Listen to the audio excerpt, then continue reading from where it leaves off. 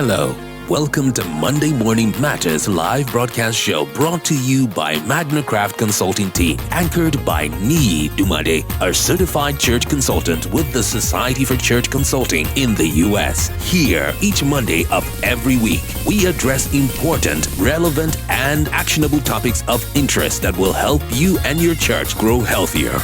And now, meet your host, Niyi Dunmade.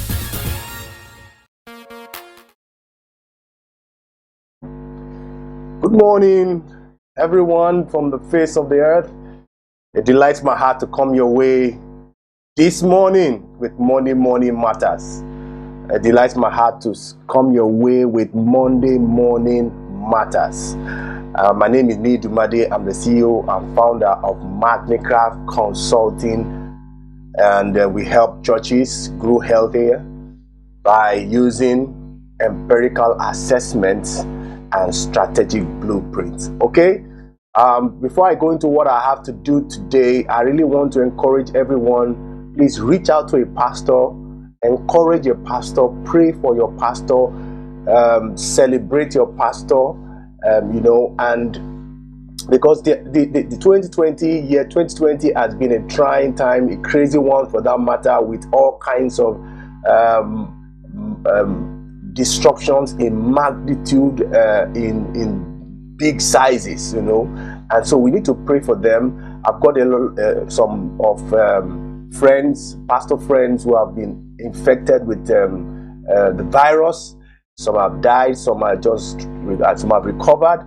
In fact, in Nigeria, I think we have many people who have been healed of this virus, because only God can help our health institution with the most populous country in Africa. So I want us to pray for our pastors. Let's encourage them, because the truth about it is that our church cannot be healthy if the leaders who are leading the churches are not healthy. Okay, Bible says, smite the shepherd and the sheep will scatter. Okay, sometimes the devil doesn't really care about followers, really, because once you are able to get the big shot who has the influence, then you can see on the social media a lot of our general overseers, a lot of our pastors have been under severe attack. And so we need to pray for them, we need to support them, we need to see how we can encourage them not to throw in the towel in this work of ministry. Today, we're still going to talk on why church health matters. Why church health matters. Why church health matters. And for the past 9 Mondays, we have been on this.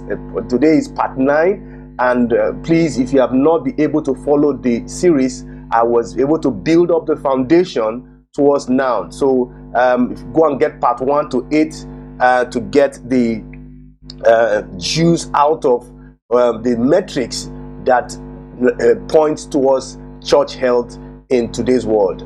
Before I go further into excuse me, I want to celebrate 2 icons that are very close to my family, in the person of Samsong. Samsong, today is Samsong's birthday. All the way from city of Abuja, I extend my love and my appreciation to the impact you have made in the body of Christ all over the world. Your songs are a great impact. I can remember many years ago when I told him that Bialele would be a hit song, and he was shocked. He said, but I'm happy that we have come a long way, Samsung, and your wife, you are so dear to our heart. And then the second person who is my spiritual father, Reverend Abraham Akinola. Today is his birthday. I gave my life to Christ under him. He was my discipler.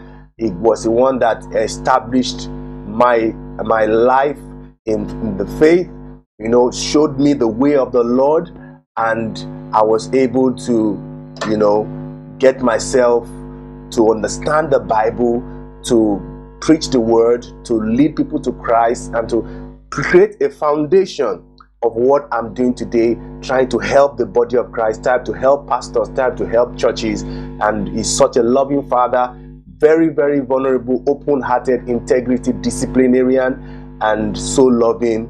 I love you so much, Reverend Abraham. I'm still going to reach out to you one-on-one. Okay, today's topic. I'm going to make today's one very brief because I need to make this very snappy. Okay, today we're going to talk on two more vital signs and how to discover the true health of your church. In the past 8 Mondays, we have taken quite a lot of these vital signs. Okay, now the first, attendance change, guests to attendance. We have taken also baptisms, okay, percentage baptisms and percentage of kids. We are also taking percentage students, okay, and then also small groups. Then we are taking today we're going to take on percentage adults and students serving and attendance to staff. Okay, we're going to look at what is the percentage of your congregation that is membership and also volunteering, okay, that are actually disciples, okay. And then okay, so we're going to look at volunteering. Now, one of the things that I want to say here is that Paul explained that we must engage every part of the body. Okay, my body has fingers, toes, everything. We must engage every part of the body. Okay, in 1 Corinthians chapter 12 and in Ephesians also, it stated clearly that the responsibility of pastors and teachers and all the gifts, fivefold ministry, is to equip the people of God to do the work of the ministry and to build the church. So we are to equip the body so that they can be able to supply a lot of things, do evangelism, do discipleship, do some service, and then the percentage of volunteers serving reveals how well you are fulfilling that responsibility. Okay, because the truth about it is that how will you see the whole body and it's only the eye that is working? Or how will you see if you have the whole body and it's only one leg that is working? Every part must be working for the whole body to be healthy. Different people do different things. Just like different parts of the body do different things well. Okay, what the right hand can do, the left hand might not be able to do it.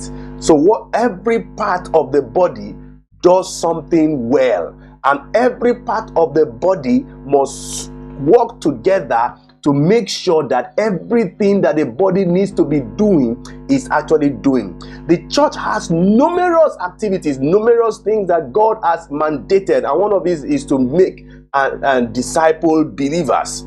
And so to do that takes a lot of work, a lot of multitude from leaders and volunteers. And so to succeed at this, we need people, we need volunteers, we need workers, we need workforce, whatever terminologies you have, people who are coming to give out their time and their resources to serve in the house of God.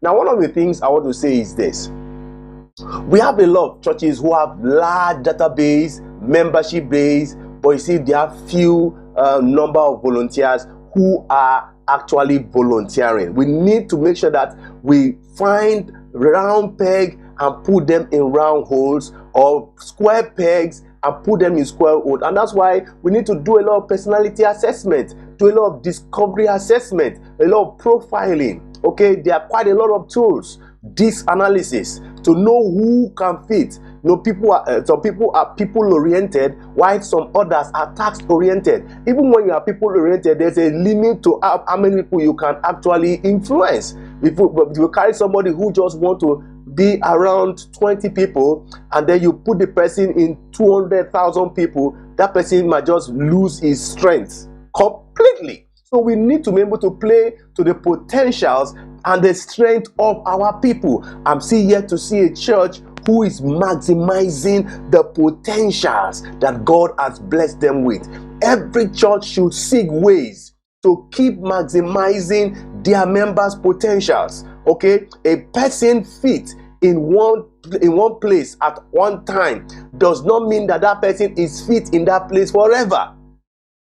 I can remember when I was not married, there are some things I was doing in the church. Now I'm married, there are some things I just cannot do because of greater responsibilities. And by the time I get to 70, 75, there's some things I might not be able to do for me. That does not mean that I cannot migrate to something that will be relevant. So the fact that somebody is fit for a position at one time does not mean forever till thy kingdom come, that person will be there forever. Because the truth about it is human beings change. Even if we do want to argue that the personality really does not change. But there are some things, some preferences, some likes, some dislikes will just definitely have to change because of age, experience, and education and exposure.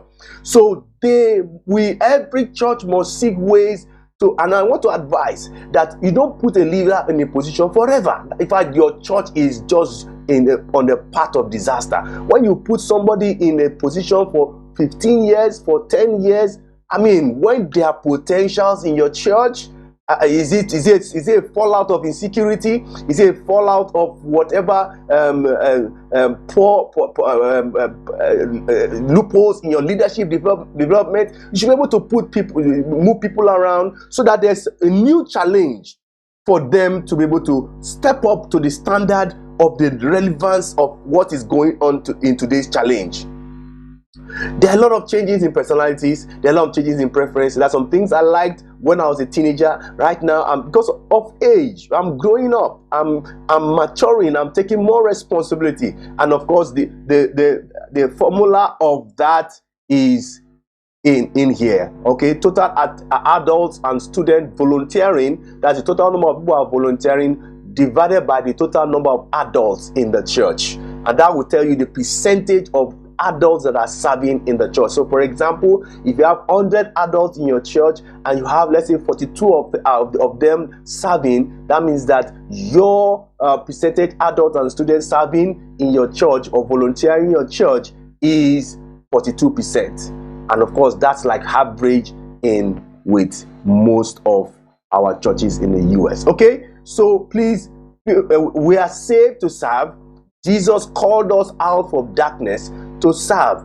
We need to begin to ask ourselves, how many of the people God has blessed us with are serving?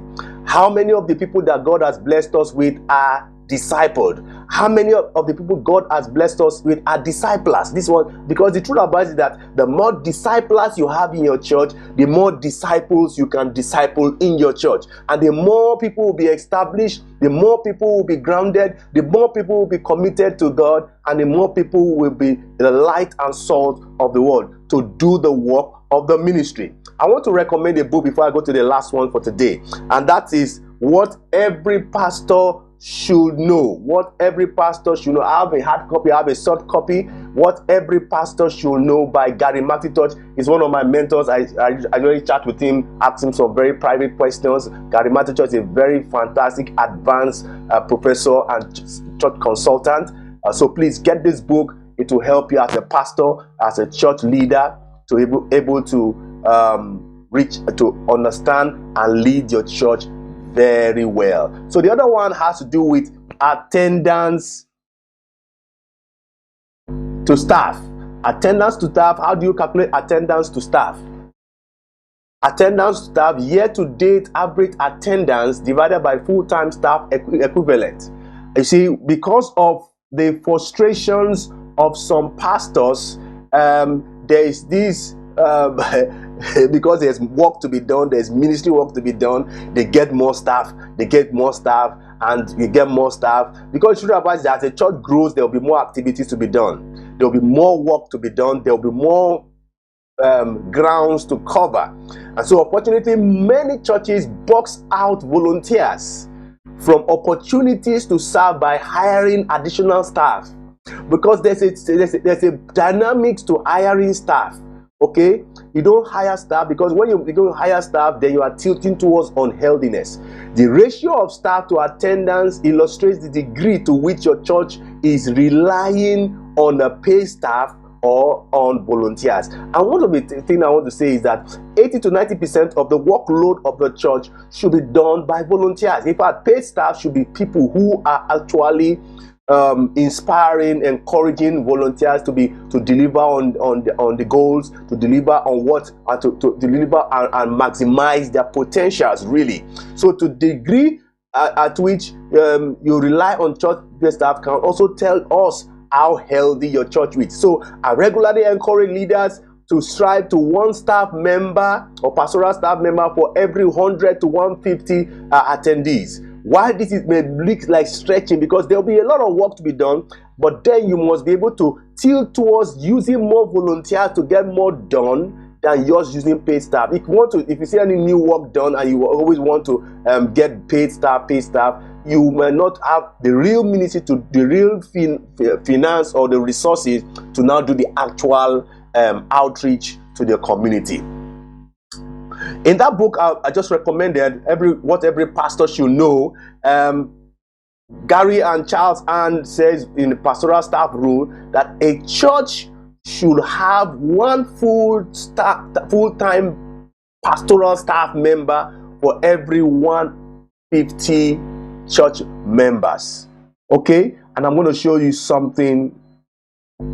Okay, now look at the average attendance. The average attendance for 150 attendance, you have one staff, and of course the ratio of support staff, which should not be full-time, is 1 to 2. Now this is, you have to play by these rules. If you don't play by these rules and you're breaking the rules, there's a way your church can easily tilt towards unhealthiness, because you are just you are not doing ministry, you are not equipping people to do the work of the ministry as you should. Okay, and of course I will want to wrap it up in the next 2 minutes. To get myself out of this broadcast. Growth brings about tension, and that tension should not lead us to wrong decisions, okay, of overstaffing, of doing something wrong, because the truth about it is that when growth comes about tension, even when we're growing a tooth or you're growing hair or you're growing tall, there's some form of pain or some form of tension, and that's some good indication that there's need to be some changes. But then that tension should not lead you to taking a wrong decision over staffing. Before talking about staffing, look at some of these metrics I've shown you, and let's see how if you are ripe to get people on board. Division of labor has told us that getting more done does not always mean that you have to get more people on board. In fact, the US is so good that if they want to invade a country, they don't go with a troop. You know, in Africa, if you want to invade countries, we go there with battalions, we go there with crowd, and they might just send 5 or 10 SEALs, and the whole country is already taken over. Because it's not in the numbers, it's in what those people can do. All right, so don't overstaff. If one person can do 4 persons' job, let's see how you can use few people, maximize their potentials to get more done and get the results that you want for that cause. Okay, then employing more staff to make more ministry can be accomplished by just making sure that you have a lot of volunteers inspired by the right number of staff. Solution lies in just when you want to get more of these volunteers, it lies more in the discipleship pathway. How many disciples are you chunking out per time? Okay, the empowerment. Are you empowering your people? Because what Jesus Christ did, he prayed for them, he empowered them, send them 2 by 2, and that's how the church needs to do. We need to send them out 2 by 2 with empowerment. We need to equip them, give them tracts, give them church materials. Okay, let your leadership development so that they know their left and they know their right. Not that when you send them out and before you know it, they are Christians and they're being converted to other religion. Okay, next week we're going to talk about money, and I know money is a very, very important issue because every pastor likes to look at attendance and giving, but there's more to health than attendance and giving. But next Monday we're going to look at finance and how it affects our church health. So I'm going to wrap it up here. Thank you for allowing me to come to your space. Please do me a favor. Let's share these slides. Let's share these slides on Facebook, on Twitter, on Instagram, on YouTube. Please go there. There are quite some videos that I've done. It's such a nice way. Throughout this year, every Monday, we've been chucking out videos. We've been chucking out, despite all the challenges we face, despite the COVID, every Monday, we have been reaching out, bringing out some good content. please reach out, share to a church leader, share to a church worker, make some comments. If you have any questions with all the things I've shared, reach out to me. I'm very prompt with my responses on any of the social media handles. That doesn't mean I'm on Facebook. There's a way I go about it.